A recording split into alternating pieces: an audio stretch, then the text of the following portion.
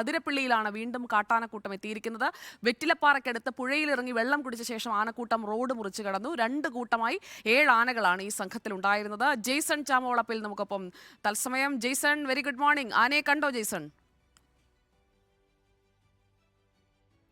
Very good morning. ആനയെ സ്ഥിരമായി കാണുകയാണ്. റോട്ടിലും നാട്ടിലും അതുപോലെ തന്നെ കാട്ടിലൊക്കെ നിറയെ ആനകളാണ്. റോട്ടിൽ ഇറങ്ങാൻ കഴിയാത്ത സ്ഥിതിയാണെന്നാണ് അതിരപ്പള്ളിയും അതുപോലെ തന്നെ ഈ തൃശ്ശൂർ ജില്ലയിലെ വിവിധയിടങ്ങളിലുള്ള ആളുകൾ പറയുന്നത്. നമ്മളും അവരോടൊപ്പം ചേരുന്നു.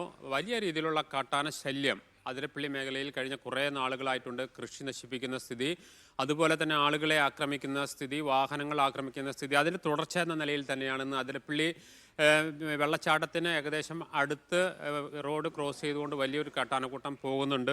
റോഡ് ഗതാഗതം കുറച്ചു നേരം തടസ്സപ്പെട്ടു.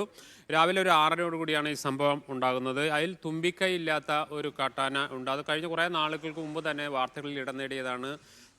പുറത്ത് ജനങ്ങൾ മാത്രമല്ല, കാട്ടിൽ ആനകൾ കൂടി വാർത്തകളിൽ ഇടം നേടുന്ന ഒരു കാലമാണ്. അതുകൊണ്ട് തന്നെ തുമ്പിക്കൈയില്ലാത്ത ഒരു ആന അതിരപ്പള്ളിയുടെ ഇപ്പോൾ ഒരു ട്രേഡ് മാർക്ക് എന്നൊക്കെ പറയാവുന്ന രീതിയിൽ അവിടുത്തെ സ്ഥിരം എല്ലാവരുടെയും ഇഷ്ട കഥാപാത്രം കൂടിയാണ്. പക്ഷേ ആക്രമിക്കുന്നില്ലെങ്കിൽ മാത്രം ഇഷ്ട കഥാപാത്രമാണ്. അത്തരത്തിൽ തുമ്പിക്കൈയില്ലാത്ത ആനയുൾപ്പെടെ ഏകദേശം 7ഓളം ആനകളാണ് ഈ സമീപത്ത് തമ്പടിച്ചിരിക്കുന്നത്. ഇത് റോഡ് ക്രോസ് ചെയ്യുന്ന ഭാഗം വരുമ്പോൾ വലിയ രീതിയിലുള്ള ആളുകൾ ബുദ്ധിമുട്ടുകൾ ഉണ്ടാക്കുന്നു എന്നതാണ് പ്രധാനമായും പറയുന്നത്. മാത്രമല്ല, ഇതൊരു വിനോദസഞ്ചാര മേഖലയാണ്. അതിരപ്പള്ളി വാഴച്ചാൽ മലക്കപ്പാറ വാൽപ്പാറ റൂട്ടിലേക്കുള്ള ഏറ്റവും പ്രധാനപ്പെട്ട വിനോദസഞ്ചാര മേഖലയാണ്. നിരവധി വാഹനങ്ങൾ കടന്നു പോകുന്നതാണ്, ആളുകൾ കടന്നു പോകുന്നതാണ്, ജനവാസ മേഖല കൂടി ഇവിടെ എല്ലാം ഉണ്ട്. ഇവിടെയെല്ലാം കാട്ടാനകളുടെ ശല്യം നിരന്തരമായി ഉണ്ടാകുന്നു. ഇതിനൊരു ശാശ്വതമായ പരിഹാരം ഉണ്ടാകണമെന്ന ആവശ്യവും നാട്ടുകാർക്കുണ്ട്.